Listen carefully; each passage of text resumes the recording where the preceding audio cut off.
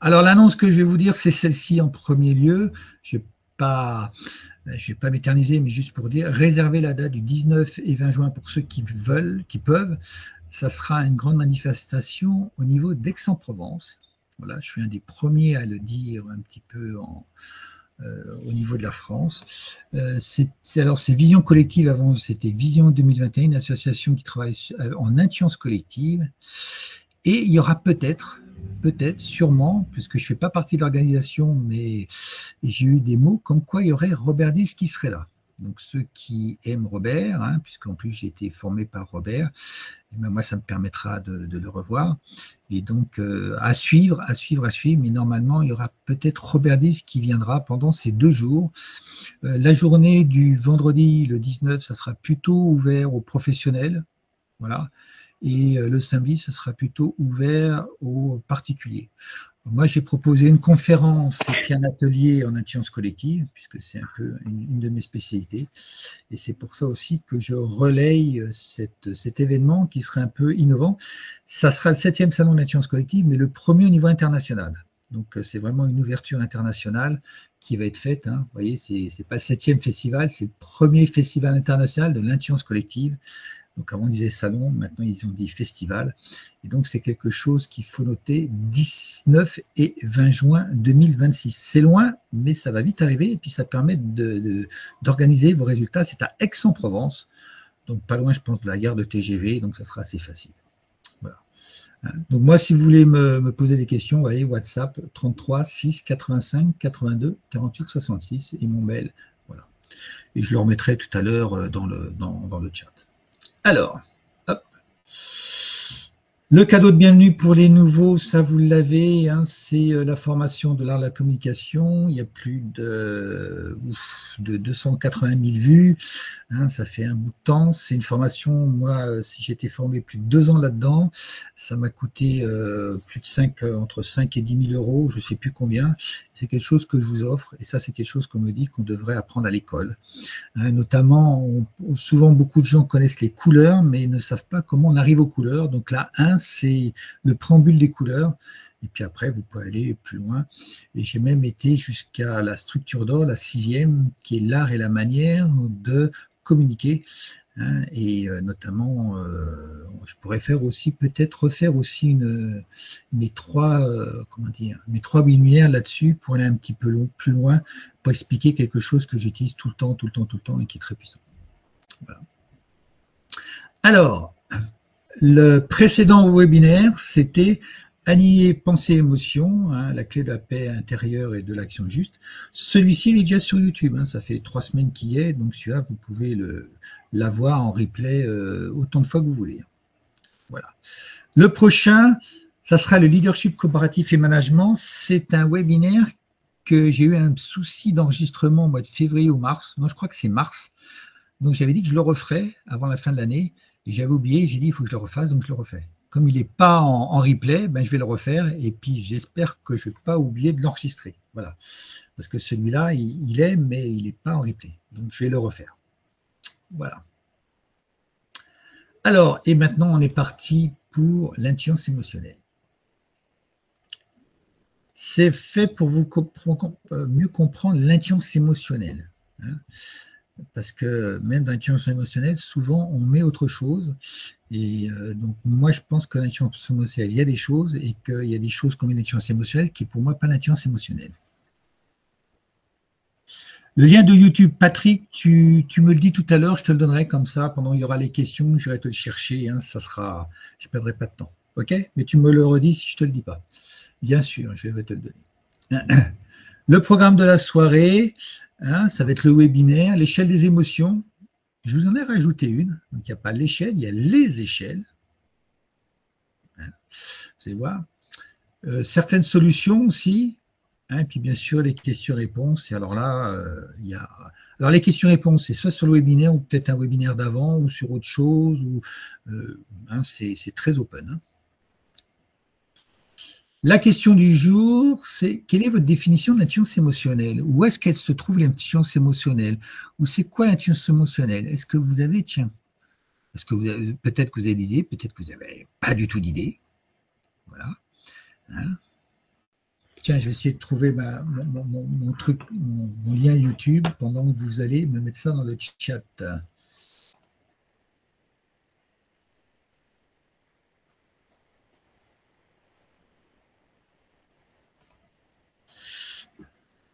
Allez-y dans le chat.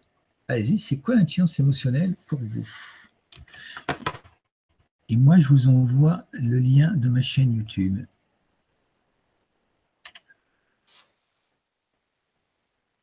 Hop. Voilà. Capacité à réagir en fonction des émotions. Ok, Stéphanie, intelligence émotionnelle, comprendre émotionnellement et se comprendre aussi. J'aime bien ce côté collectif. Hein. Alors là, j'aime bien, j'en reviendrai là-dessus, capacité de bien réguler l'émotion durant les situations de stress. Ok, capacité à percevoir, à comprendre, à maîtriser une émotion, ouais, ce qui permet de mieux décrypter ce qui se passe en moi et dans l'autre. Ouais, l'intelligence émotionnelle, c'est une capacité à connaître les émotions, à connaître celles des autres. Ouais, comprendre l'émotion et savoir répondre. Ouais, les nommer. Ouais, l'écoute active. Oui, l'intelligence émotionnelle, le rapport interpersonnel et intrapersonnel. Oui, prendre conscience des émotions et les gérer. Ouais. Alors, il y a une chose qui est intéressante, ce que vous avez dit, hein. Je trouve que ça très très bien. Moi, je viens du monde de l'intelligence collective, et notamment avec Robert Dills, je vais le citer beaucoup. J'ai bien cette dualité moi et l'autre. Et tout ce que je fais maintenant, il n'y a pas que l'autre, il n'y a pas que moi, il y a moi et l'autre, et bien sûr, il y a ce qui se passe entre les deux, l'interaction. Et ce que vous dites, c'est comprendre moi, comprendre l'autre, c'est bien cette dualité moi et l'autre. Hein. Capacité de réagir non pas en fonction du stéréotype ou des expériences, mais plus par rapport à nos émotions. Voilà. Donc, il y a plein de choses. L'intelligence émotionnelle, c'est de bien se connaître, faire comprendre et mieux agir dans différentes situations. Ok. Alors, la citation du jour, j'aime bien des citations. Ah, celle-là, j'aime beaucoup. Le corps ne ment jamais. Le corps ne ment jamais. C'est-à-dire que quand vous ressentez quelque chose, il n'y a aucun filtre. Et souvent, ce qui se passe, c'est que quand on ressent quelque chose, donc, quand l'intelligence émotionnelle est en action et que ça monte à la tête, on a la chaîne de la perception qui fait des filtres. Notre âge, notre éducation, notre sexe, notre couleur de peau, etc., etc., et notre éducation. Hein. Et là, ça fait des filtres. Et quand ça monte en haut, et ben, en fin de compte, le message est complètement distordu. Hein. Il n'est plus la même chose que vous l'avez perçu. Hein. J'ai trop zoomé sur mon écran. Ah, non, je pense que moi, je ne peux rien faire sur mon écran, c'est vous. Alors moi, j'ai vu que l'autre fois, avec quelqu'un en mentoring, vous avez parce que moi, je ne l'ai pas, sur la droite, vous avez un plus, un moins, vous pouvez régler le zoom dans votre fenêtre sur GoToMeeting, il me semble. Hein. Moi, je ne touche rien. Hein. Donc moi, je ne peux pas régler mon écran. Voilà. Donc le corps ne ment jamais. Souvent, quand les gens sont malades et qu'on leur dit des choses, souvent, au bout d'une semaine, un mois, voire même plusieurs années, les gens prennent conscience de quelque chose et les gens autour de la personne disent « mais ton corps te le disait ». Mais la personne, souvent, n'en a pas conscience, soit par déni, soit par des croyances et tout. Donc la personne n'avait pas écouté son corps. Et son corps avait un message à lui dire. L'intelligence émotionnelle, c'est votre corps qui a perçu un message. Et en général, qu'est-ce qui se passe? Il y a une émotion. Il y a un message qui arrive et il y a une émotion. Et souvent, l'émotion est stressante. Et le stress, c'est le meilleur ami que vous avez à votre disposition. Le stress, c'est le meilleur ami que vous avez à votre disposition. Il faut s'en faire un ami. Il ne faut surtout pas faire un ennemi. Parce que le stress, c'est un message. C'est un messager. Et il faut décrypter le message qu'il a. Donc c'est pour ça qu'il faut, notamment les gens, ils ont dit écoutez notre corps. Le stress, imaginez que c'est un facteur qui s'appelle le stress et qui vient frapper à votre porte et qui vous appelle un message. Tant que vous n'avez pas ouvert la porte, il va frapper. Donc au départ, il frappe tout doucement, Et puis plus ça va aller, plus il va frapper fort. C'est pour ça qu'au bout de très longtemps, il va tellement frapper fort que ça va tellement user, ça va tellement vous fatiguer, parce que le stress vous prend beaucoup d'énergie, pompe beaucoup d'énergie, c'est que vous allez descendre en dessous de vos défenses immunitaires. C'est pour ça qu'il faut bien écouter son corps. Et le stress, il ne faut pas en avoir peur, parce que c'est un message comment dire, au départ, de survie. Faire attention si on n'est pas se faire manger par un prédateur. Là, c'est pour nous dire, Eric, tu vas dans le mur, ou Eric, tu peux faire mieux. Donc écoute, j'ai un message à te dire. Donc ça, c'est très important. Donc il ne faut pas en avoir peur. Et il n'y a pas de bon et mauvais stress. On va voir dans l'intelligence émotionnelle, il n'y a pas de bons et de bonnes émotions. On va enlever aussi certains peut-être raccourcis qu'on a dit. Il n'y a pas de bon et mauvais stress. Il y a le stress, point final. Alors les gens disent oui, mais moi ça me met un coup d'adrénaline. C'est peut-être pas du stress, c'est de l'adrénaline. L'évolution. L'évolution, en 1956, dans les années 50, dans les années 50-60, dans les entreprises, on embauchait des mains. D'accord. J'aime bien. C'est une photo que j'avais piquée sur Le Monde là, dans les années 2010, et je l'ai toujours gardée. Fin 2000, je trouve ma souris, on embauchait des têtes, les cerveaux, les talents. Ils étaient tous à la recherche de talents. Et en ce moment, au début, on va dire 2010, surtout après le Covid, on embauche des cœurs. On voit bien l'évolution, c'est-à-dire qu'avant, on embauchait plutôt des hard skills, je ne sais pas s'il y a des DRH là, et aujourd'hui, on embauche plutôt des soft skills. Souvent, les soft skills, les hard skills, c'est quoi? Les soft skills, c'est les compétences interrelationnelles. Tout à l'heure, il y a quelqu'un qui l'a dit un petit peu, l'intelligence émotionnelle.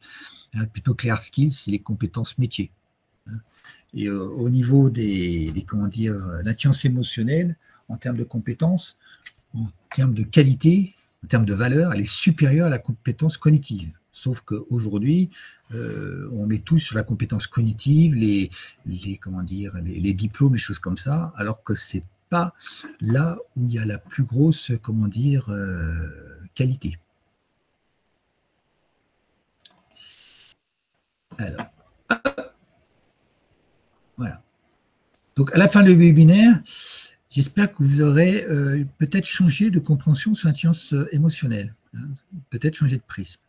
Alors, attention, il y a plein d'approches sur l'intelligence émotionnelle. Moi, je vais vous partager la mienne et ce que j'ai compris en 15 ans de recherche et de pratique. Vous allez découvrir les bienfaits, l'échelle de guidance émotionnelle, très important, enfin les échelles, c'est comment il y a des niveaux au niveau des émotions. Est-ce qu'il n'y a pas une émotion qui est meilleure qu'une autre? Voilà, en termes notamment de vibration. C'est intéressant à savoir et c'est très intéressant parce qu'une émotion, il ne faut pas la juger. Parce que si on la juge, on risque, au lieu d'aider la personne, c'est au contraire de pète ou de grande aide et au contraire de la faire plutôt descendre plutôt que la faire monter. Je vous expliquerai avec un cas pratique. Le poids de l'intelligence émotionnelle aussi. Combien représente l'intelligence émotionnelle dans la performance?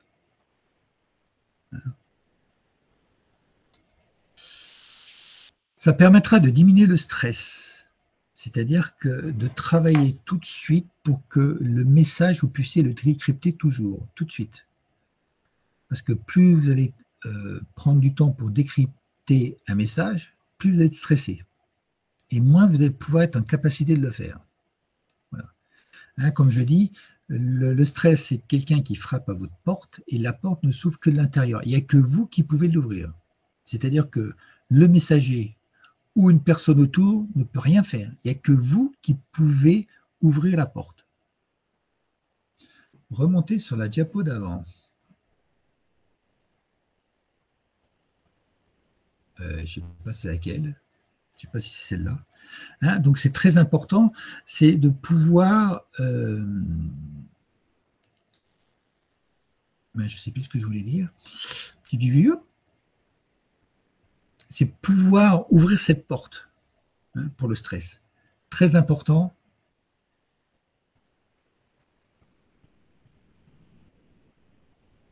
Et si vous êtes en stress, vous ne pouvez pas sortir du stress si vous êtes en stress. Il va falloir faire une étape avant, et notamment utiliser toute votre intelligence émotionnelle pour justement être en anti-stress, pour pouvoir décrypter le message, décrypter ce que vous a apporté le stress. Bien sûr, d'augmenter votre performance, on verra pourquoi. Vous aurez aussi donc l'échelle des guidances émotionnelles, parce que ça va être super intéressant, même si ce n'est pas gravé dans le marbre, ça vous donnera une bonne idée des échelles au niveau des émotions, celles qui sont bénéfiques et celles qui sont néfastes, ou celles qui ne sont pas très aidantes, on va dire. J'essaye de ne pas dire des émotions négatives et positives, j'essaie de dire des émotions basses ou hautes. Parce qu'une émotion peut, si on décrypte le message, ce n'est pas négatif. C'est-à-dire, si on décrypte un message, c'est-à-dire qu'on décrypte ce que nous dit le stress, on ne peut pas dire que l'émotion est négative, puisqu'elle nous apporte quelque chose pour nous aider. Donc le stress n'est pas négatif, dans le sens négatif, pas bien, hein, bien ou pas bien. Le stress, c'est un message. Ce qui n'est pas bien, c'est de ne pas essayer de comprendre le stress. Mais dès qu'on a compris ce qu'il y avait derrière le stress, ben, en fin de compte, le stress, il est bien. Ça, je vous le donne. Alors, l'intelligence émotionnelle est la capacité d'interagir avec succès avec les émotions. C'est-à-dire, quelle que soit l'émotion, c'est de savoir comment on va pouvoir la traiter avec succès. Tout simplement. C'est-à-dire, d'abord, il faut savoir qu'est-ce qu'elle représente, et puis à un moment donné, est-ce qu'on peut la faire évoluer vers quelque chose de mieux, ou est-ce qu'on peut rester là, enfin voilà. J'essaye de ne pas trop dire. Hein. Alors, l'intelligence émotionnelle, ça demande des compétences envers nous-mêmes, soft skills. Un principe d'intelligence collective que j'utilise partout, et je vais utiliser là, tout commence par vous. Tout commence par vous. Soyez le changement que vous voulez voir dans le monde. C'est là que j'ai eu du mal à la comprendre. Hein. Parce que tout commence par vous. N'essayez pas de changer les autres si vous ne changez pas. Tout commence par vous. Changez, vous changerez les autres. Très important. Donc tout commence par vous. N'allez pas chercher des trucs très loin, allez chercher à l'intérieur de vous. Hein, au niveau de votre cœur notamment. J'ai fait un beau petit cœur, ça va. Des autres, bien sûr. Hein. Parce que les autres, vous vous renvoyez quelque chose. Hein, notamment, quand on parle d'attraction, il y a des choses qui viennent et qui reviennent, et on est connecté grâce à nos émotions ou nos sentiments. Alors là, c'est les sentiments, c'est pas les émotions, on est connecté au niveau des sentiments aux autres. Hein. J'ai une approche qu'on a dire holistique, c'est-à-dire, je pars du principe qu'on est tous connectés. Certes, aux êtres vivants, hein, aux êtres humains, mais aussi aux animaux, aux plantes, à tout ce qui vibre dans l'univers. Comme tout vibre, on est connecté à tout. C'est ça l'approche holistique. Je fais partie d'un tout, hein, mais je suis connecté à un plus grand que moi, je suis connecté à tout. Et bien sûr au groupe. Quand on fait par exemple des groupes de mastermind ou quand on a 800 personnes, c'est très très bien d'être connecté à l'ensemble des personnes parce que l'intelligence émotionnelle va avoir un impact sur la performance du groupe. Hein. Donc ça c'est très important et là on va aller sur l'intelligence collective, voire même la sagesse collective. L'émotion, c'est ce que j'appelle les signaux forts. Elle est bruyante. Souvent dans les équipes, quand on commence les équipes, les gens, ils montent en énergie. Hein, ils font ce qu'on appelle des icebreakers ou ils font des edge-jarnisers, hein, notamment ils font beaucoup ça dans tout ce qui est coaching agile, dans tout ce qui est, on va dire, IT. Donc, ils montent en énergie. Mais quand vous montez en énergie, vous mettez du bruit. Donc tout ce qui se passe au niveau émotionnel, vous êtes incapable de le percevoir. Si demain vous travaillez en équipe, l'équipe commence à 2, et que vous voulez être performant, il va falloir se mettre dans le silence. Parce que c'est dans le silence qu'on va pouvoir percevoir. Deepak Chopra dit, il faut écouter entre les mots. Entre les mots, il y a toujours des silences, et c'est cette capacité à écouter entre les mots. Et bien, l'intelligence émotionnelle s'écoute dans le silence. Et on est dans les signaux forts. Alors vous allez me dire, c'est quoi les signaux faibles? C'est l'intuition. Donc les signaux faibles, pour les écouter, il faut être vraiment dans le silence, parce que cela, on ne va pas les percevoir.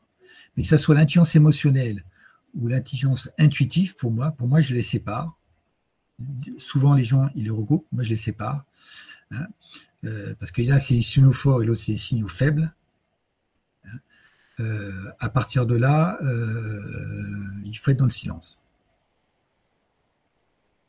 J'avais demandé à Robert, justement, un jour, on était en train de manger un sandwich à Avignon, je dis, mais c'est quoi la différence entre l'intuition et l'émotion? Il me regarde, il me fait, good question, Eric. Il me dit, la différence, c'est qu'il y en a un qui a, c'est des signaux forts et l'autre signaux faibles. Ah ben, je dis, ouais, Robert, t'as raison. Il a toujours raison. Elle apparaît souvent dans un crash, c'est-à-dire que quand il y a une émotion, souvent on n'est pas bien. Vous avez 2 types d'émotions. Une émotion qui vous met bien, vous êtes bien, la joie, vous venez de gagner au loto ou vous venez d'être en week-end, vous êtes bien. Donc ça, c'est une émotion dans laquelle vous êtes bien. Puis il y a des émotions dans lesquelles vous n'êtes pas bien. Ben, pas bien, c'est que c'est le message, justement. Et des fois, on est bien, il y aura aussi un message.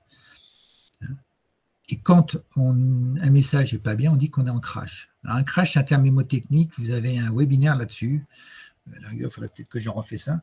Mais ça, je détaille beaucoup dans mes mentorings et tout ce que c'est le crash. C'est quand on est contracté, quand on est en résistance ou en réaction.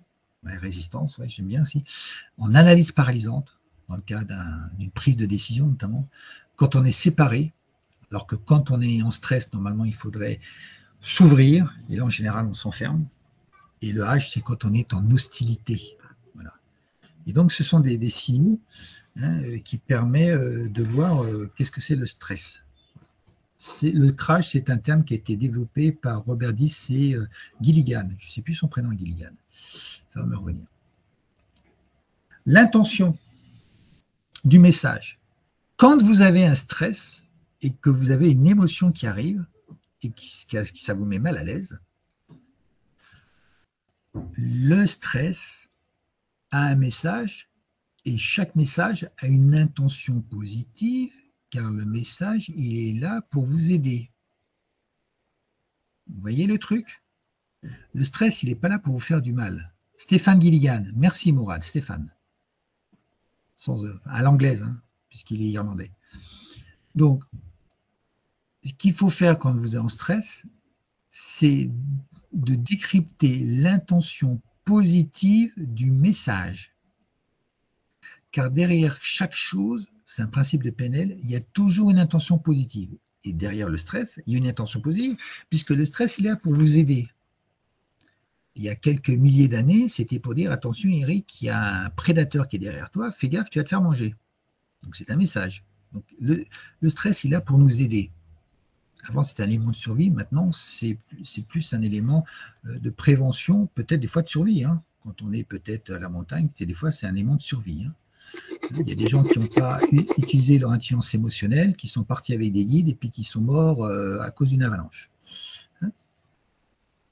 Donc, toujours, l'intention, bon, ça aussi, je pourrais en parler pendant des jours, l'intention est très importante. L'intention positive du message. L'intelligence émotionnelle comprend bien plus vite et de façon bien plus claire l'environnement que l'intelligence cognitive. C'est immédiat. Elle comprend une vitesse, tac, immédiat. Et heureusement, parce qu'elle nous fait réagir des fois immédiatement. Un jour, j'étais à Casablanca, je sortais d'une formation, j'étais super content, j'étais avec mon téléphone. Et pour ceux qui connaissent un petit peu Casa, il y a beaucoup de voitures. Hein. Paris, à côté, c'est tout petit. Hein. Et je n'ai pas fait gaffe, et j'ai failli traverser, et il y avait plein de voitures. Et là, tout d'un coup, je m'arrête net. Ben, c'est parce que mon corps avait perçu un danger. Et ça a été instantané. Heureusement qu'il commence par monter à la tête en disant hey Eric, attention, si tu traverses, attention, tu es à Casablanca et tu sais qu'il y a des voitures, et puis tu sais que hein, même si tu es rouge, il faut faire attention. Là, je me serais fait caser. Donc l'intelligence émotionnelle, elle est très rapide. Et elle réagit très rapidement. Voilà. Donc c'est un bienfait. Des fois, elle ne nous fait pas forcément réagir bien parce que on a peut-être des croyances derrière. Les premières on va dire les trois réactions primaires, les trois émotions, enfin les réactions à les émotions primaires. Alors ça a été remis en cause, mais moi je trouve qu'elles sont toujours d'actualité, hein, le cerveau reptilien. C'est combat, fuite, paralysie. Vous avez une petite ruelle, vous essayez de passer, il y a un chien, il est tout petit, vous dites hey, le petit chien là, hey, pousse-toi, pousse-toi. Vous combattez. Le chien il est très très gros et commence à mordre vos dents, à montrer vos dents. Vous prenez vos pieds à vos coups et puis vous partez vite. Hein.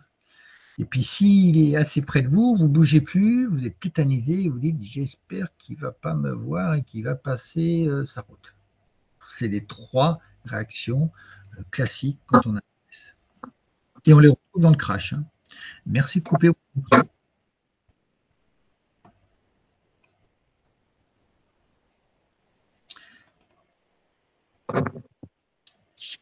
Merci pour le micro.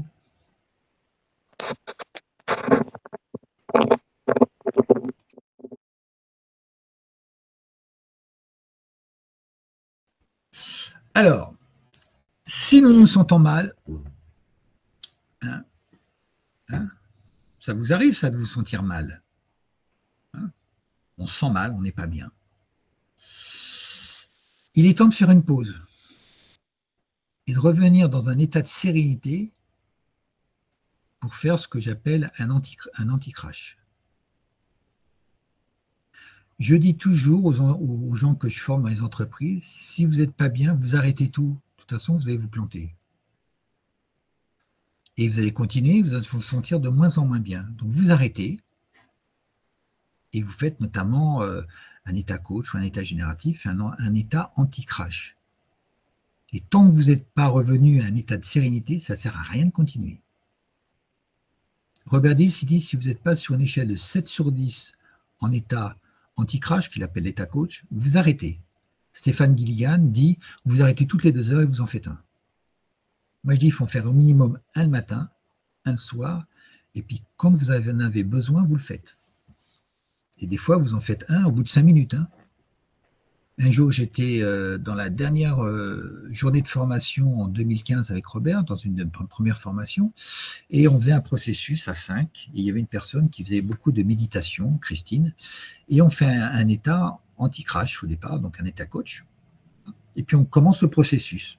Et c'était elle, ce qu'on appelle la cliente, hein, qui était très habituée à la méditation, elle faisait ça depuis plus de 20 ans, hein, très, très grande praticienne.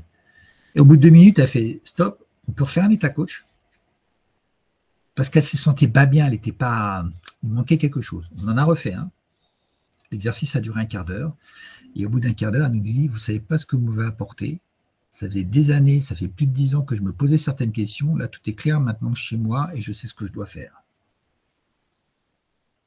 Elle avait senti quelque chose, elle s'est réalignée, parce que quand on fait un état coach, on se réaligne, on réaligne le corps, le cœur et la tête. Voilà. Et à partir de là, on va pouvoir générer de nouvelles choses et des opportunités ou des solutions. Et sortir du crash. Puisqu'on va trouver c'est pas exactement le mot pour moi, il y a quelque chose qui va vous venir et ça va être une solution. Trouver, c'est qu'on va chercher d'une manière cognitive, on va essayer de forcer. Donc on ne trouve pas, c'est quelque chose, il y a quelque chose qui vous vient et c'est la solution. La solution vient à vous. C'est pour ça qu'il faut être dans un moment de hyper détente parce qu'on n'a pas à forcer. C'est ça qui est génial. Voilà. Quelque chose de mieux va arriver. Hein. Il y a quelque chose qui va arriver. Et pour que ça arrive, il faut que vous soyez dans un état de détente. Si vous êtes stressé, vous êtes tendu. Si vous êtes tendu, ça ne peut pas arriver. Donc il faut vous mettre dans un état de détente. Voilà. Poser une intention pour trouver l'intention positive du stress. C'est-à-dire la solution, quelque chose, il y a quelque chose qui va vous venir. Et quand on a l'habitude, ça peut venir en quelques secondes. Quand je dis quelques secondes, c'est 2-3 secondes. Hein. Ça peut être très, très, très, très rapide quand on a l'habitude. Hein. Et donc, quand on est en crash, c'est qu'on fait feu de route. Donc, c'est le moment d'abandonner, de lâcher le contrôle.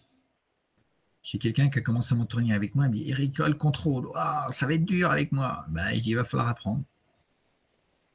Lâcher le contrôle, ça va augmenter votre maîtrise. Vous voyez, les maîtres japonais, je prends toujours les maîtres Shaolin et tout ça, qui font des trucs avec une précision, avec une... on se demande qu'est-ce qu'ils font. Eh bien, ils maîtrisent leur art. Voilà. Et ça permet de réaligner pensée, émotion et sentiment. Les pensées, c'est au niveau de la tête.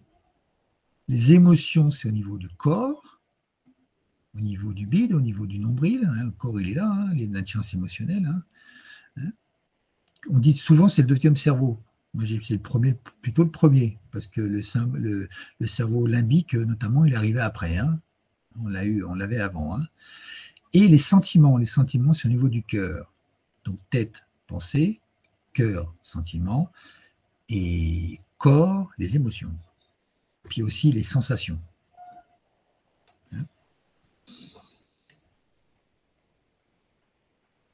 Alors, que faire? Ben, d'abord, il faut reconnaître l'état émotionnel. Hein, ça, c'est important, sans les juger. Si vous jugez quelqu'un à cause d'une émotion, vous allez mettre de l'huile sur le feu. Donc, au lieu de baisser son niveau de stress, vous allez l'augmenter. Donc, vous n'allez pas ranger les choses.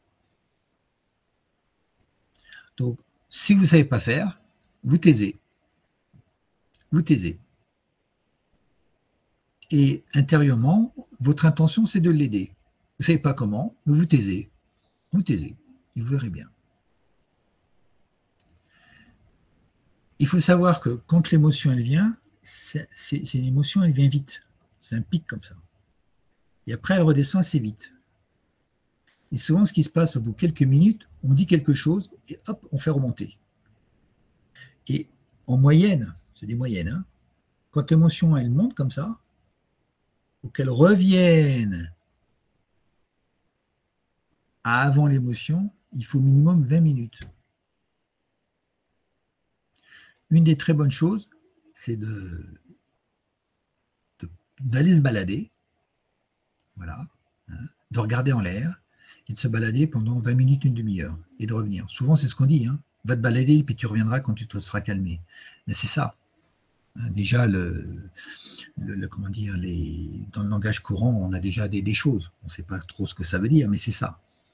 Hein, baladez-vous, hein, et si vous avez une personne en face, hein, si vous êtes manager et tout, vous levez, vous dites viens, on va boire un café ou viens, on va faire un tour dehors. Rien que le fait d'être plus l'un en face de l'autre, mais l'un à côté de l'autre, hein, quand vous se baladez, va changer les choses. Hein, parce que vous ne serez plus en front, j'essaye d'avoir vous serez plus face à face, vous serez à côté on accompagne, alors qu'en face, on est plus avec des grandes boxes. C'est des choses toutes simples et qui marchent très très bien.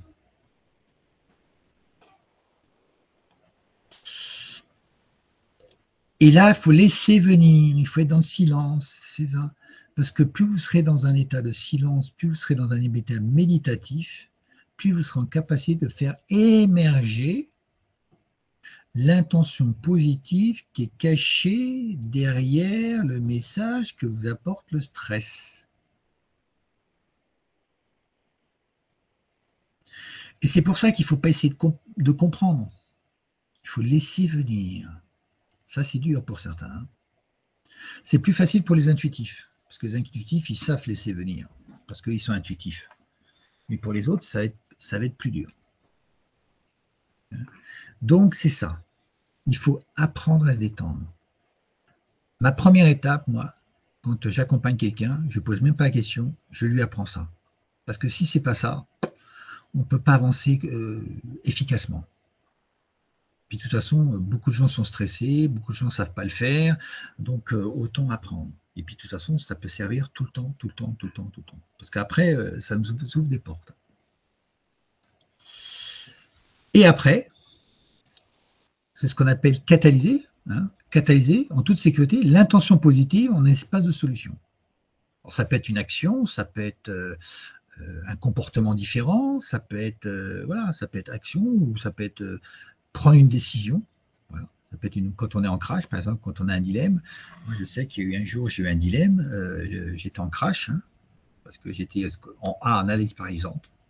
Et à un moment donné, je me suis recentré, je me suis mis en position coach, et en très peu de temps, en quelques secondes, eh ben, la solution, elle m'a apparu très, très facilement. C'est-à-dire qu'à un moment donné, mon corps, j'avais 2 feuilles, j'avais 2 devis, avec 2 formations, je ne pouvais pas les faire parce qu'elles étaient en même temps et pour des questions de budget. Et je ne savais pas laquelle prendre.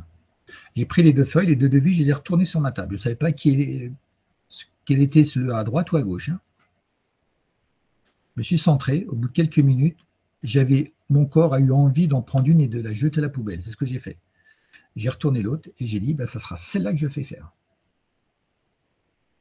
Et le futur m'a montré que j'avais pris la bonne décision. Lâcher prise, hein. Parce que si on essaye de comprendre ce qui s'est passé, on ne peut pas comprendre. Et là, on met tout en cause. Mais il fallait que je prenne une décision parce que c'était la deadline. Et ça faisait 3 mois que je réfléchissais. Je pensais que j'avais le temps, j'avais le temps, j'avais le temps. Et à un moment donné, j'avais la deadline qui arrivait et à midi, et je l'ai fait à 11 h. Donc 1 heure avant, j'ai fait ça. Bien sûr, il faut agir. Alors, il y a les polarités des émotions. Ça aussi, c'est très intéressant. Là, j'ai encore beaucoup de travail là-dessus. J'ai découvert ça il y a un peu plus d'1 an et ça me passionne. Enfin, la polarité, je l'ai découvert avec Jung il y a 15 ans. Mais j'ai vu qu'il y avait une application dans les émotions. Il y a aussi les émotions vibrent à une certaine fréquence. Quand vous avez peur, vous ne vivrez pas la même fréquence que quand vous êtes joyeux. Quand vous avez un sentiment de culpabilité, vous vivrez une certaine vibration. Et tout à l'heure, je vais vous montrer à quel niveau ça vibre. Et pourquoi les méchants perdront toujours.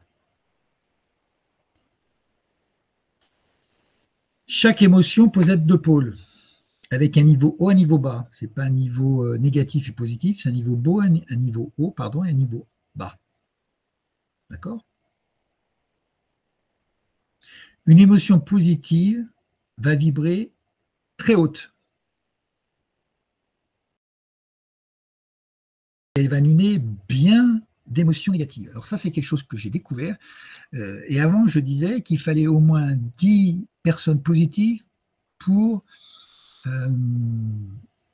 lutter, entre parenthèses, contre une personne négative. Il fallait beaucoup de positifs pour lutter.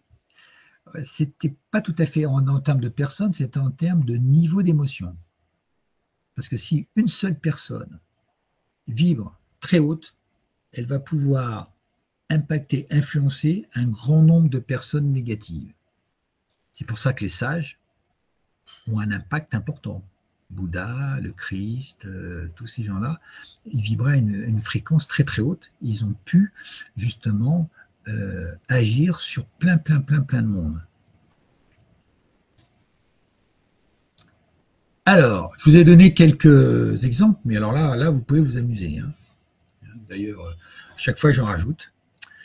L'amour et la haine. Hein. Hop, hop. J'ai touché ma molette. Voilà. Hein. En haut, il y a l'amour, en bas, il y a la haine. Appréciation et jugement.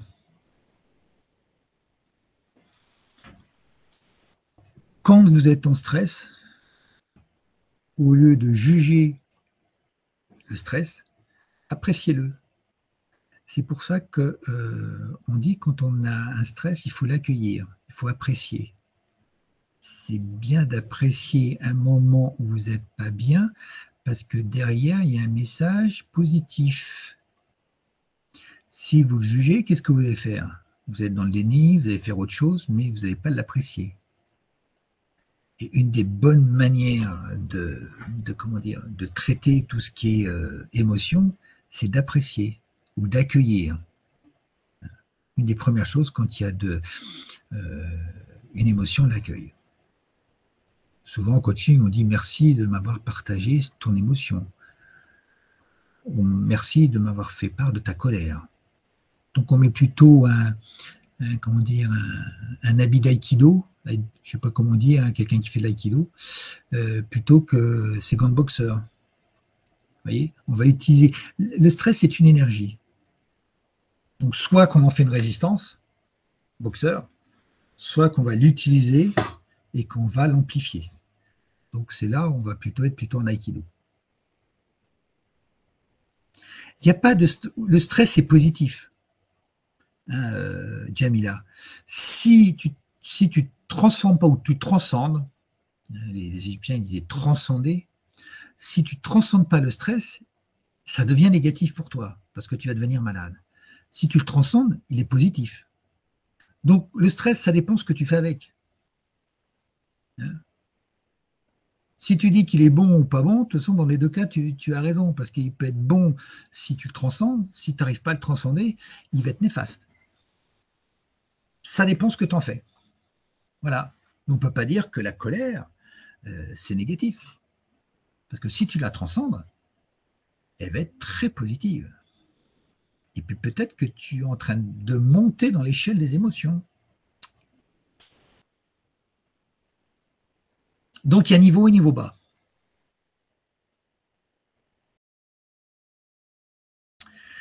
C'est pour ça qu'il faut faire attention aux mots que l'on dit. Au lieu de juger une personne, une situation, on apprécie une personne ou une situation. Au lieu de dire à un enfant n'aie pas peur, on va lui dire allez, courage. Parce que le courage est un niveau haut, alors que la peur est un niveau bas. Et en plus, quand on dit peur, on va focaliser son attention. Donc, on va donner une intention sur la peur et pas sur le courage. D'accord? Donc, attention aux mots. Dans mes groupes de mastermind, dès que quelqu'un disait un mot avec un niveau vibratoire bas, comment il pouvait le dire avec un niveau vibratoire haut? Dire la même chose, mais d'une manière plus vibratoire.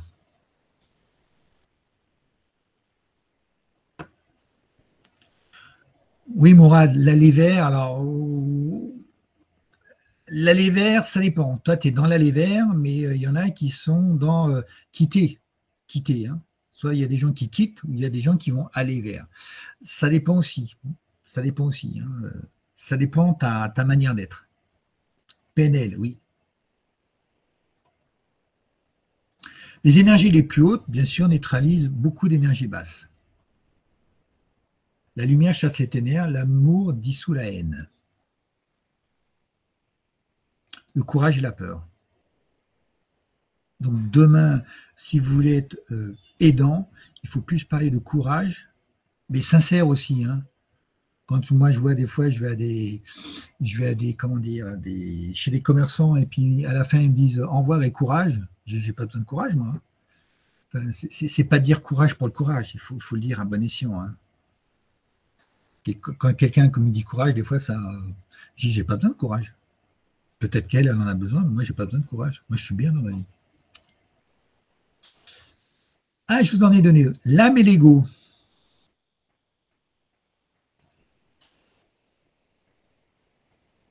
L'immatériel est supérieur au matériel.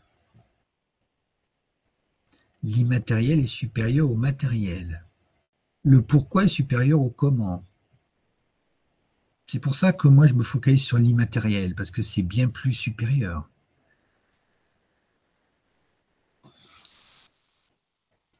J'adore ça. La coopération est supérieure à la compétition.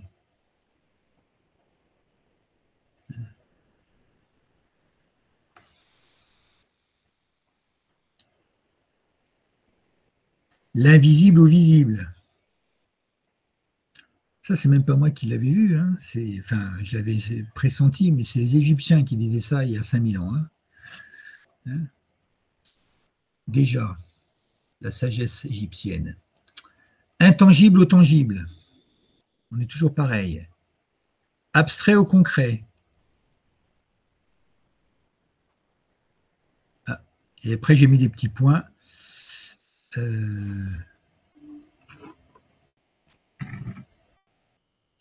Ah, j'ai ma caméra qui s'est coupée. Peut-être que ma caméra, elle n'a pas de...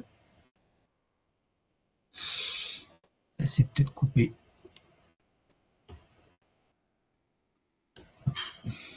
C'est pas grave si vous ne me voyez plus. C'est que ma batterie, elle s'est coupée. Bon, j'ai plus de caméra. Bon, c'est pas grave. Je m'excuse. Je sais pas pourquoi. Alors, et après, vous pouvez faire votre propre. Hein. Vous verrez que dans l'échelle des émotions, vous allez avoir plein de mots et vous allez pouvoir faire votre propre échelle et changer votre langage. La magie des mots. Hein, il y a un livre, tiens, on parle de livres souvent. La magie des mots de Robert Ditz, il l'a réédité pendant le Covid. C'est très intéressant. Très intéressant. Il est en français. Hein. Alors, l'échelle des émotions. Il faut savoir que ce n'est pas gravé dans le marbre. Hein. Il ne faut pas le prendre, voilà. Mais ça vous donne déjà une bonne idée. La joie, la liberté, l'amour et l'appréciation, vous voyez, c'est en haut. Quand on dit il faut apprécier le jour qui vient de passer, hein, souvent on dit avant de se coucher, trouvez 3 choses que vous avez appréciées dans la journée. Plutôt que vous plaindre d'une mauvaise journée, c'est de dire tiens, qu'est-ce que je peux trouver comme 3 bonnes choses. Alors moi, j'en ai plus que 3 aujourd'hui. Hein. Je l'ai déjà fait à la sieste. 3 bonnes choses qui s'est bien passées.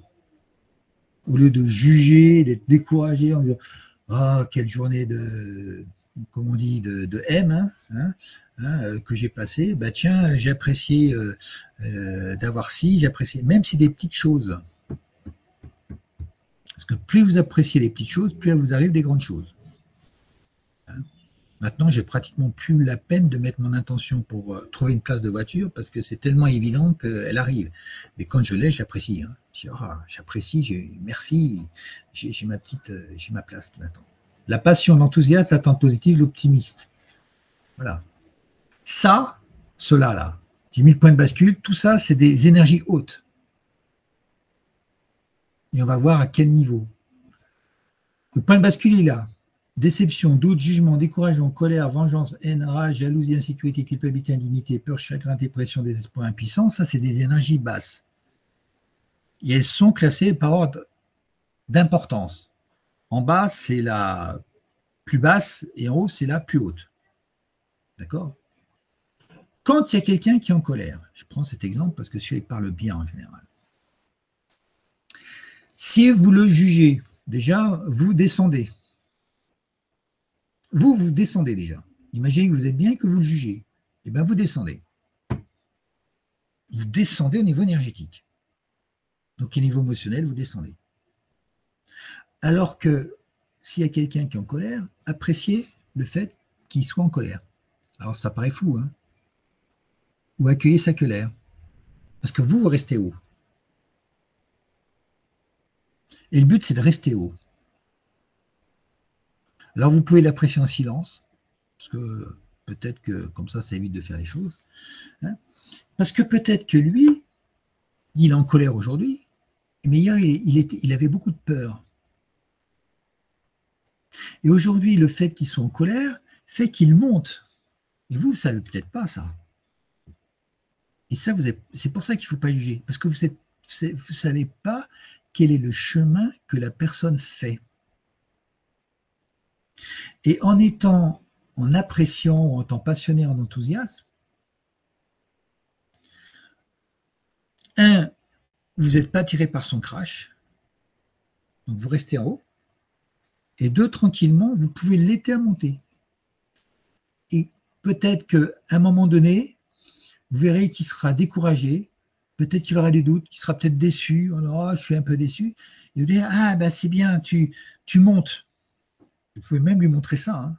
Dire, hein, c'est qu'un peu la courbe du changement. À un moment donné, il faut accepter, hein, la courbe du changement, la courbe de deuil, il faut accepter les choses. Hein, il y a la tristesse, il y a la peur, la tristesse et tout ça, il y a on accepte, et seulement après on peut remonter. Ben, ça peut être le même principe, on les retrouve là.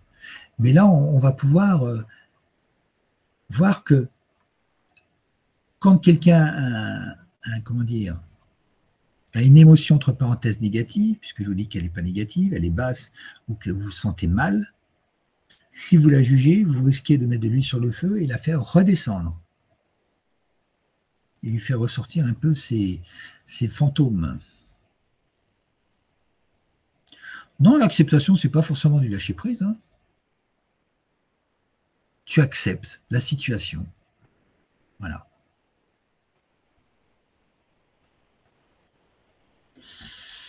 Eh, Mourad, parce qu'on t'a toujours dit que le comment, c'était l'action, c'est ce qu'il fallait faire. Mais si tu fais une action et que tu ne sais pas pourquoi, ça ne sert à rien. Dans la balance de l'équipe du travail, le comment, c'est 1% de l'efficacité. Parce que le comment, souvent, il est fait par défi ou par force ou pas, mais pas forcément par envie. Et souvent, quand tu fais des actions, tu mets des objectifs, et dans un objectif, tu vas mettre une temporalité. Et une temporalité, c'est un phénomène de résistance. Et plus tu vas mettre de temporalité, moins tu vas faire. Et plus tu vas être découragé. Ça, on pourra en reparler. Tiens, il faudrait peut-être que je fasse un truc là-dessus. Pourquoi le pourquoi est supérieur au comment? Ouais.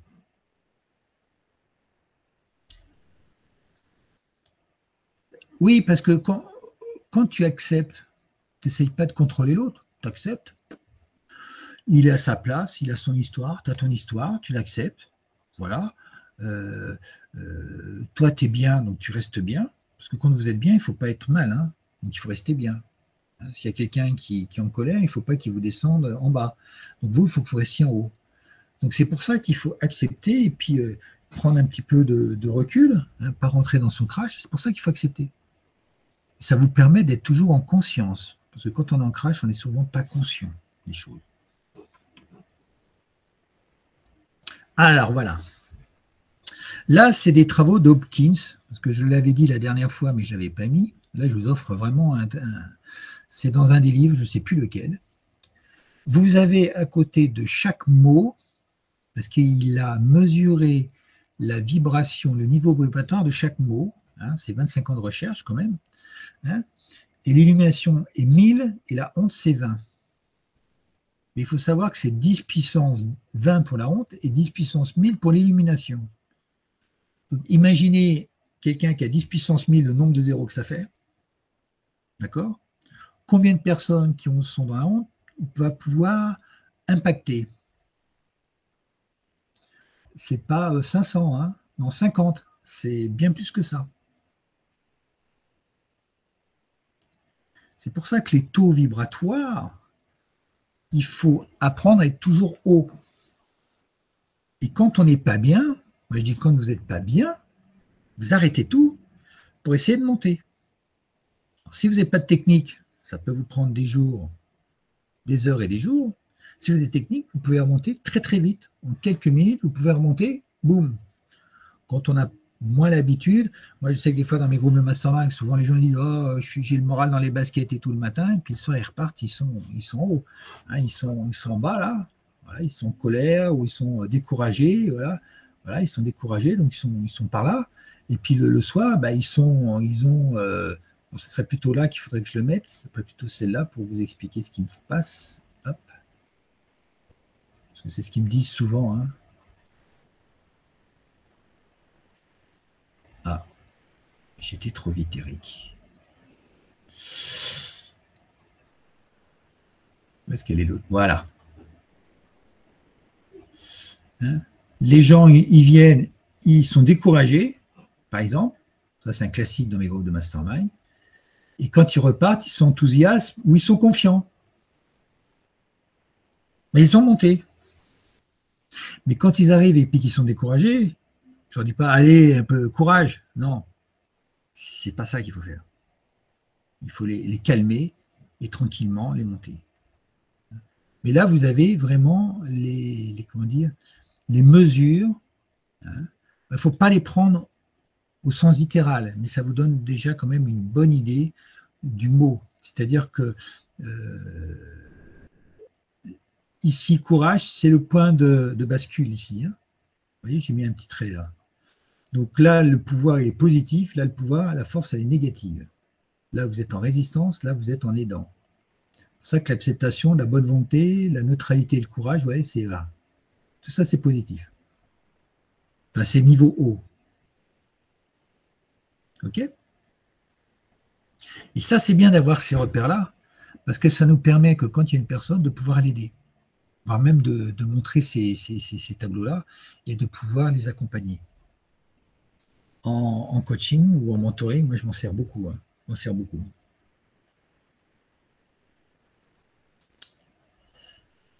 Alors, je pense que je vous l'ai aussi déjà fait. Hein. Quelle est la différence entre la performance, entre l'intelligence émotionnelle et comment dire, l'intelligence cognitive émotionnelle? Il faut savoir que l'intelligence cognitive représente 25% de la performance. Et l'intelligence émotionnelle, 75%. Les hard skills représentent 25%. Et aujourd'hui, on fait des recrutements encore et encore sur les hard skills. Donc, on juge, vous voyez, on juge. Vous voyez, au niveau émotionnel, on juge les performances d'une personne à travers un CV qui est souvent gonflé, hein, il y a plus de 80% des CV qui sont faux, sur les 25%. Mais aller sur les 75, c'est moins facile parce que les 25, c'est assez du concret, alors que les 75, on est plutôt dans quelque chose d'abstrait. On est dans les compétences interpersonnelles. C'est pour ça que c'est plus difficile. Mais c'est là qu'il faut aller. Alors moi, j'ai des exercices, hein, justement, pour aller dans les recrutements. Je ne fais pas de recrutement, mais j'ai l'exercice, pour aller chercher ça, là, pour voir exactement ce qu'il y a dans les tripes. Voilà. Mais il faut savoir aussi, pour ça, il faut savoir ce que l'entreprise veut exactement. Et souvent, l'entreprise, elle ne sait pas ce qu'elle veut. Donc, elle recrute là, mais ce n'est pas forcément aligné à ce qu'elle veut, parce que tout ça, ce n'est pas ce qu'elle veut exactement. Les entreprises qui ont des visions, par exemple, il y en a très, très, très peu. Ils ont des stratégies, mais ils n'ont pas de but ou de vision.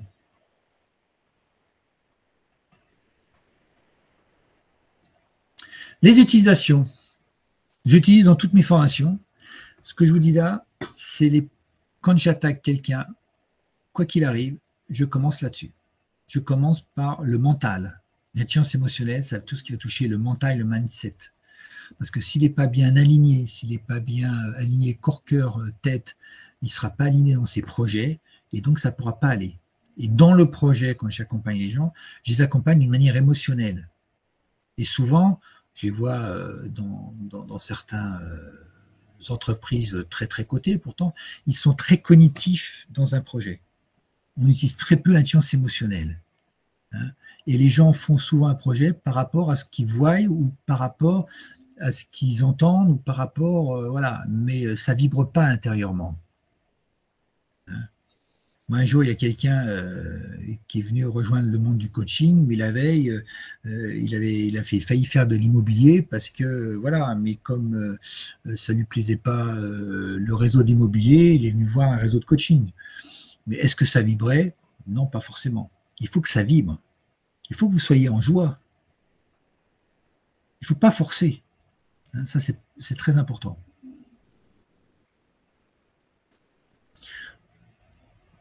C'est pas qu'il faut le vivre positivement, moral. Il faut le vivre, tout simplement. Il faut qu'il te fasse vibrer. Si c'est un projet qui ne te fait pas vibrer, c'est pour ça que moi, avant d'exprimer une vision, je vais chercher les passions. Tu vois, il faut le vivre passionnément, pas positivement, passionnément, avec passion. Alors les gens me disent, ouais, mais Eric, j'ai pas de passion. On va voir ce qu'il y a dans les passions, parce qu'il y a plein de choses dans les passions. Et souvent, à la fin, on trouve plein de passions. Voilà. Et ce n'est pas les passions qui est important, c'est le pourquoi des passions. Toujours le pourquoi et pas le comment.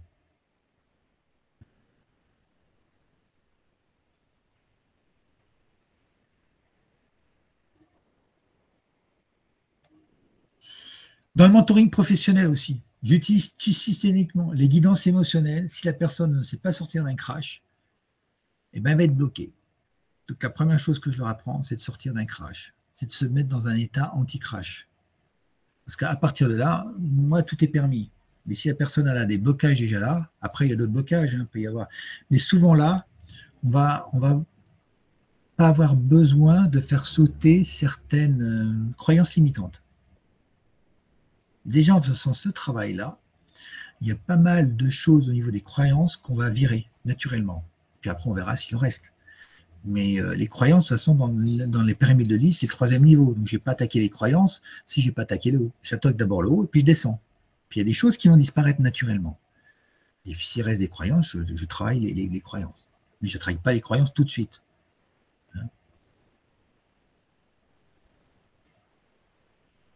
Bien sûr, j'utilise beaucoup en préparation mentale. Moi, ma préparation mentale, c'est de travailler sur l'émotion. Le cognitif, je l'utilise très très peu. Le cognitif, c'est une évidence. Quand la personne elle a envie, dans l'échelle des émotions, il y a une chose très importante, il ne faut pas être impatient d'avoir, il faut être empressé de faire. Parce que l'impatience, un phénomène de résistance, est une énergie basse, alors que l'empressement est une énergie haute. C'est pour ça que les objectifs, quand on met une deadline, ça nous met en mode impatient. C'est pour ça que ce n'est pas un bon état. Je suis contre les objectifs. Alors, quand je rentre en entreprise et puis que je dis ça, alors là, je me fais tuer. Non, il faut poser des intentions pour avoir envie de faire. Et quand on a envie de faire, c'est qu'on est empressé de faire. Et c'est beaucoup plus efficace que d'être impatient d'être. Parce que impatient, on est plutôt dans la passivité. Et souvent, quand on prend un objectif, on dit de toute façon, je le mets, mais de toute façon, je ne le ferai pas. On a souvent une réaction contre. Voilà. Donc, c'est aussi, vous voyez, c'est vraiment de la subtilité, tout ça. Mais c'est très, très, moi je le vois, c'est très parlant. Et souvent on dit sois ambitieux, on met un objectif très haut. Ça nous décourage. Donc vous voyez, en mettant l'objectif, ça nous décourage. Donc bing, ça nous met dans une énergie basse. Donc ça ne peut pas marcher. Les groupes de mastermind systématiques sont tout ce que je commence, que ce soit mentoring, les groupes de mastermind, la formation et tout, je commence toujours par la préparation mentale et toujours par ce genre de choses. Moi, c'est systématique. Parce qu'il y a 75% de performance que les gens n'utilisent pas. Donc, je ne vais pas m'en priver, je serais bête. J'utilise beaucoup dans la loi d'attraction, dans les groupes de mastermind et autres. La loi d'attraction, j'utilise beaucoup l'intelligence émotionnelle. J'utilise tout. J'utilise la pensée, la visualisation, les sens, les sentiments, les émotions, les sensations, j'utilise tout. Puis il y a différentes, la visualisation, il y a plusieurs manières de la faire, parce que chacun a sa propre manière. Donc il y a beaucoup de choses, mais les sens font partie de l'intelligence émotionnelle. Enfin, non, font pas partie de l'intelligence émotionnelle, ça permet de... On utilise nos sens, et c'est l'intelligence émotionnelle qui va être dans le corps.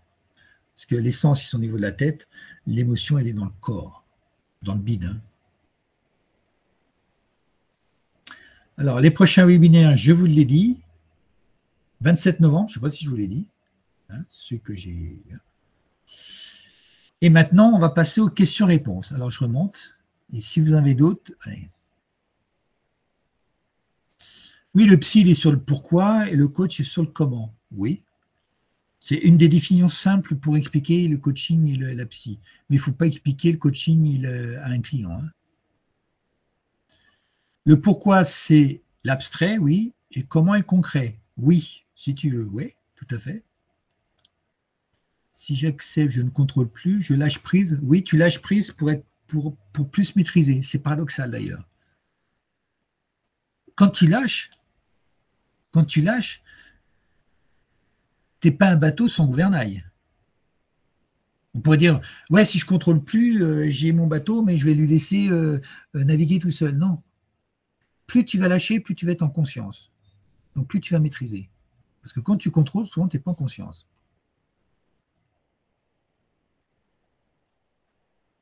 Non, le comment n'est pas forcément associé à une action négative. Mais souvent, l'action, elle n'est pas alignée ou elle n'est pas juste, ou tu forces. Tu forces, tu sens que c'est pas bien, mais on t'a dit qu'il fallait faire ça. Donc tu fais, mais tu n'es pas bien avec, hein, mais tu forces quand même. Ben non, si tu n'es pas bien avec, il ne faut pas faire.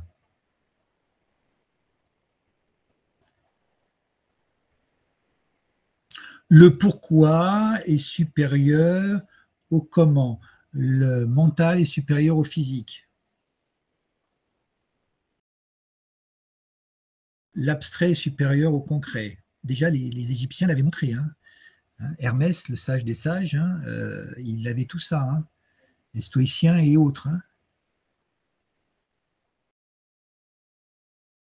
Non, Sandra, c'est pas parce que tu es en colère.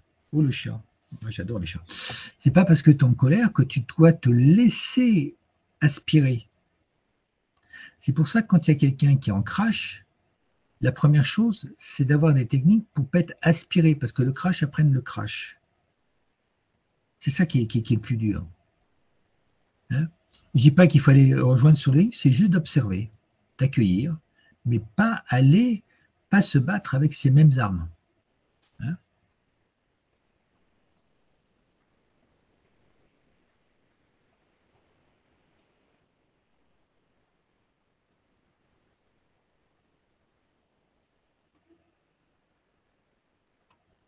Alors, je redescends. Alors,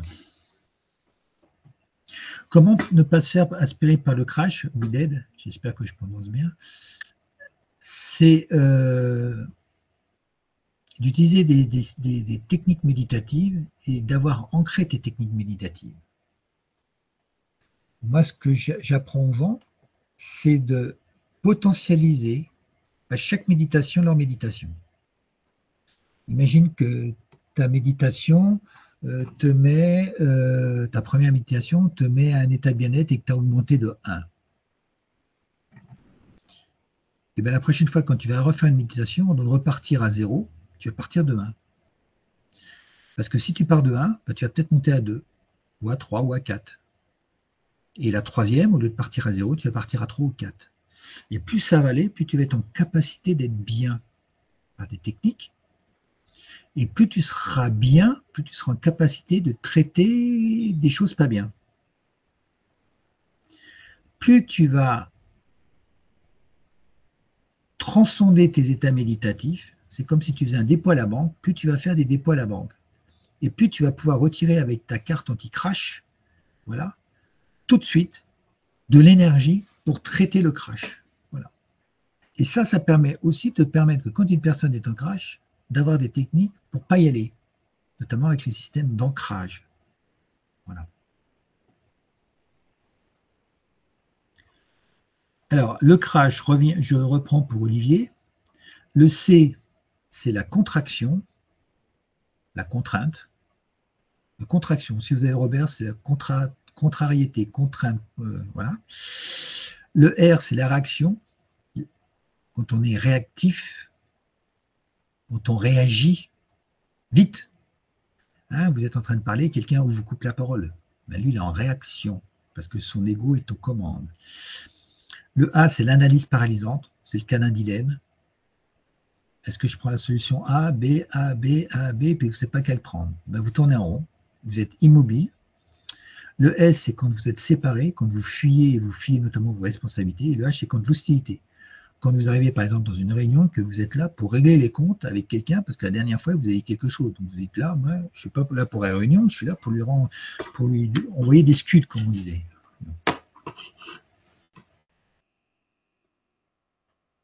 Donc là, c'est pareil, l'acronyme pour le crash.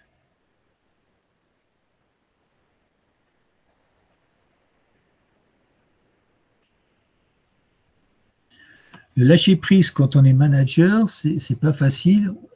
On les fait adhérer comment un projet, par exemple. Alors ça, Jamila, pour faire adhérer, c'est pas du lâcher prise. Il faut que tu maîtrises quelque chose, il faut que tu maîtrises ce qu'on appelle l'alignement.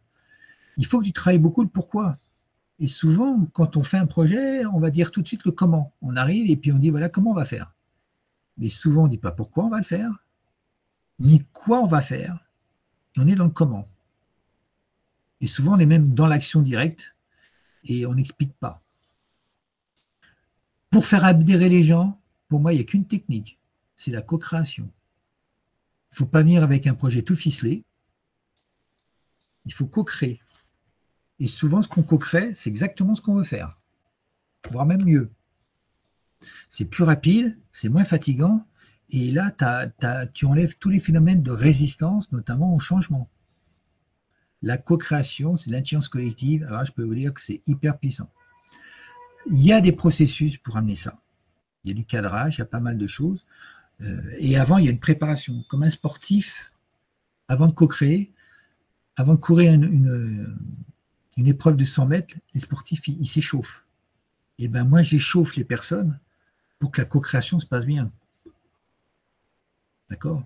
Et dans la co-création, il faut avoir, il y a différentes attitudes, et après, savoir quelle attitude tu as. Est-ce que tu es plutôt en rôle de leader? Est-ce que tu es plutôt en rôle d'animateur? Est-ce que tu es plutôt en rôle de facilitateur? Est-ce que tu es plutôt en rôle de conseiller? Est-ce que c'est quoi que tu vas être?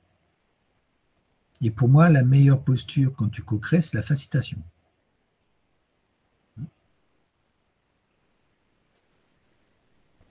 Ne peut pas conduire à un laisser-aller dans un service, non, ça n'a rien à voir. C'est pas parce que tu lâches que tu... C'est fou ça, Haussmann. C'est pas parce que vous lâchez prise que vous faites l'anarchie. Lâcher prise, ça veut dire que vous lâchez le contrôle du cognitif. C'est-à-dire qu'au lieu de vous forcer, d'essayer de convaincre et d'essayer de... Voilà, ça, c'est OK, maintenant on va se mettre dans une autre posture, je vais laisser venir, mais je vais maîtriser mon truc. Parce que je vais, de toute façon, moi je sais où je vais expliquer où on va, pourquoi on va, mais, et notamment on va écouter son corps, je vais écouter mon corps, pas uniquement dire qu'on entend, je vais écouter mes émotions qui va me guider mieux dans mon job. Quand on lâche prise, c'est de mieux écouter son corps. Et combien de managers aujourd'hui sont stressés, même des salariés d'ailleurs. Hein. Et donc, c'est pour ça que ça ne marche pas. On est dans des phénomènes de résistance. La première chose quand on travaille, c'est de trouver une résonance. C'est-à-dire que tes managers et ton équipe, il faut trouver de la résonance. Et la résonance va passer notamment par l'intelligence émotionnelle. Toute décision que vous prenez, toute, derrière, avant, il y a une émotion. Et une fois que vous l'avez prise, il y a le cerveau qui va essayer de trouver les argumentaires pour essayer de vendre le truc. J'ai acheté une nouvelle voiture parce que voilà, il y a eu un état émotionnel, mais derrière, je vais me donner tous les arguments possibles et inimaginables pour convaincre mon épouse d'acheter la nouvelle voiture. Mais avant, moi, j'ai eu une décision qui était émotionnelle. Toute décision avant est émotionnelle. C'est pour ça que l'émotion est vachement importante. Elle rentre dans, elle est à la base d'une décision, l'émotion. Ça, je ne l'ai pas dit, mais j'aurais dû le dire. C'est pour ça que c'est vachement important. Hein? Mais ce n'est pas parce qu'on lâche prise que ça va être l'anarchie. Bien au contraire. Parce que si tu fais les choses comme il faut, avant, tu auras mis des choses en place pour que justement ce ne soit pas l'anarchie. Hein? Quand vous êtes dans une équipe, moi j'arrive des fois dans les entreprises, vous sentez les choses, vous dites, oula, il fait pas bon. Un jour, je suis rentré dans l'entreprise, je fais, il fait pas bon vivre là. Tu sens les choses. Ben, ça, c'est ton corps qui te dit des choses. Puis il y a des fois, tu dis, il y a des choses, il y a quelque chose qui transpire à l'âme de l'entreprise. Vous la ressentez, l'âme. Hein, c'est le corps le corps ne ment jamais. Ben, pour apprendre ces techniques, Sandra, tu m'appelles et puis je te dirai mes programmes. Voilà. Hein, je sais pas je sais pas ce que tu fais, Sandra, comme métier, tiens. L'acronyme de coach. Alors, l'acronyme de coach, vous avez de quoi noter? Le C, ça veut dire de centrage. Le centrage, c'est le centre de vous-même. Ça se situe à peu près au niveau du nombril. Pour vous concentrer, il ne faut pas essayer de se concentrer. Il faut se centrer. Parce que centrer, c'est tout l'art de revenir dans l'instant présent. Et quand vous êtes déconcentré, c'est que vous pensez à hier, à demain, mais vous ne pensez pas à l'instant présent. Donc pour vous reconcentrer, vous vous centrez. Le O, c'est l'ouverture. L'ouverture, c'est l'ouverture du cœur. Donc, c'est mettre toute son attention au niveau du cœur. Le A, c'est d'être alerte, attentif. C'est de mettre tous vos sens en éveil, les 5 et 6e sens. Oui, l'odorat, la vue, le toucher, le goût, le senti et le sixième œil, non, le sixième sens, le troisième œil. Le C, c'est la connexion. Alors là, il y a plusieurs connexions. Dans l'état gauche, c'est juste connecter le corps, le cœur et la tête. Voilà. Et après, on va connecter en équipe à l'intention, mais aussi aux ressources multiples et infinies. Et le H, c'est l'hospitalité. Voilà, je n'ai pas été trop vite. C'est bon? Donc, centrage, ouverture, alerte, connexion, hospitalité. Voilà. Le C, c'est au niveau du corps, le O, c'est au niveau du cœur, le A, c'est au niveau de la tête. Donc, C, le corps, le O, c'est le cœur et le A, c'est la tête. Le C, c'est les émotions, le O, ce sont les sentiments et le A, ce sont les pensées. Et on peut mettre les sensations aussi.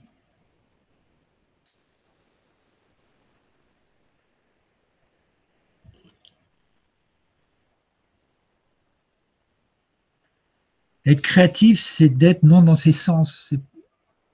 C'est pas forcément d'intelligence émotionnelle. Enfin, tu peux mettre des intelligences émotionnelles.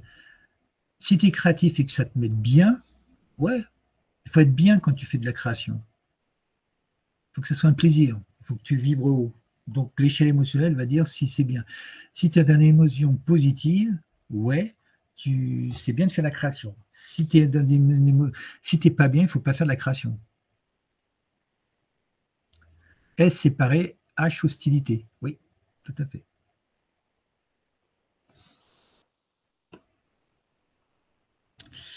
Euh, Directrice marketing adjointe. OK. Eh ben, là, on est très dans le cognitif, hein, Sandra. Hein. Et c'est vrai que là, l'intelligence émotionnelle, enfin, le marketing, on en fait beaucoup. Hein. Le marketing, enfin, dans la com, moi j'étais marketeur, hein, j'étais dans le marketing, j'étais trade marketeur et puis j'avais marketing produit et tout.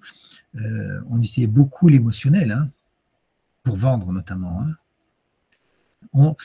Vous savez la différence entre Apple et Dell? Apple était sur le pourquoi et Dell était sur le comment. Apple était ne croquez pas la pomme, reprenez le contrôle.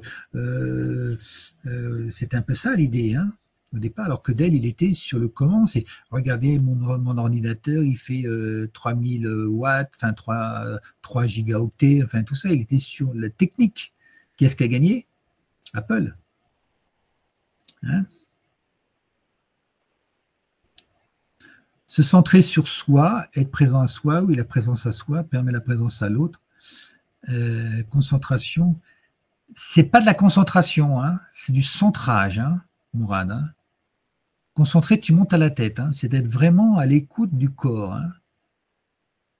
C'est d'être centré, c'est d'être attentif, attentif, sans tension. L'état gauche, c'est d'être sans tension, ça veut dire sans, attentif, c'est-à-dire sans tension, au niveau de l'interaction. Hein.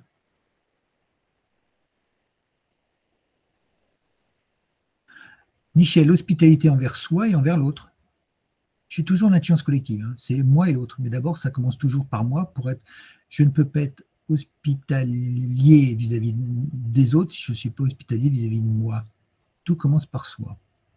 J'espère que j'ai répondu à Michel. OK. D'autres questions? Est-ce que j'ai oublié quelque chose? Ça se peut, hein? Ça se peut.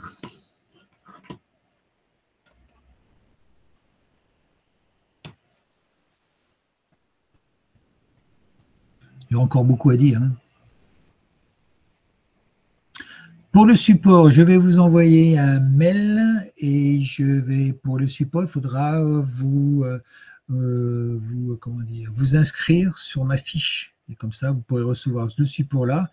Puis si un jour vous avez, par exemple, un webinaire qui vous intéresse et que vous voulez le support, vous me dites le numéro, hein, parce que tous les sont numérotés. Vous dites par exemple le 45, je sais que c'est l'alignement, ben je veux avoir le support du 45. Et vous pouvez les utiliser. Il n'y a pas de copyright. Hein. Il y a beaucoup de gens qui ne donnent rien. Moi, je vous donne tout. Voilà. Ouais. Notre comportement induit le comportement des autres. Oui, tout à fait. Soyez le changement que vous voulez voir dans le monde.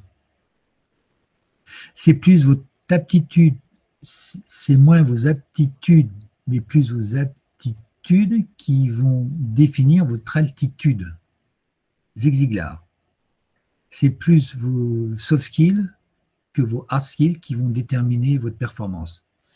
Je le fais à la manière, on va dire, voilà.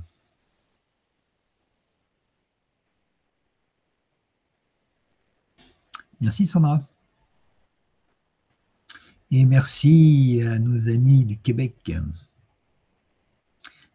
à notre ami d'Algérie, à la Belgique, et puis bien sûr à tous les Français qui ont été là encore une fois présentes. Merci Fanny.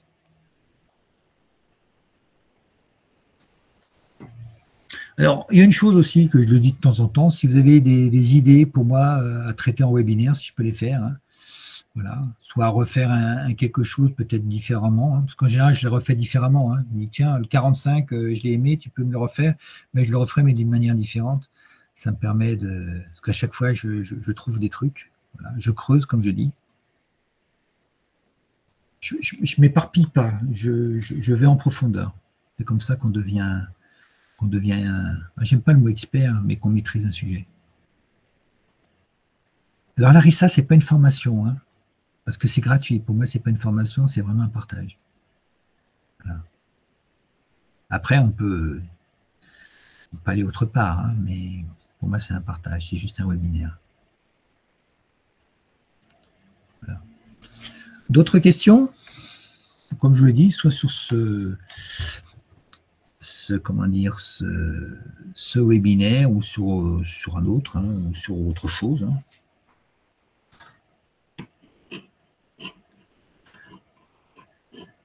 Il faudrait que je fasse un jour, tiens, je vais peut-être le faire sur les styles d'apprentissage. Parce que ça, c'est vachement intéressant.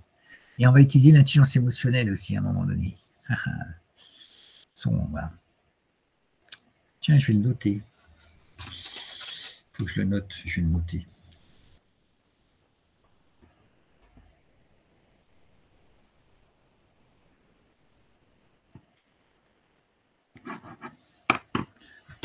Parce que les gens disent qu'il y en a 4, mais moi j'en ai un 5e de niveau d'apprentissage. Celui-là est vachement important et ça vous indique qu'est-ce qu'il faut faire à un moment donné. Voilà. Merci Nadje, merci Larissa, merci tout le monde. Alors, je vais compter jusqu'à 3. S'il y a des questions, on pose la question. Sans ça, je vais vous souhaiter un bon week-end. Peut-être un bon Halloween, même si moi, Halloween, c'est pas mon truc, quoi.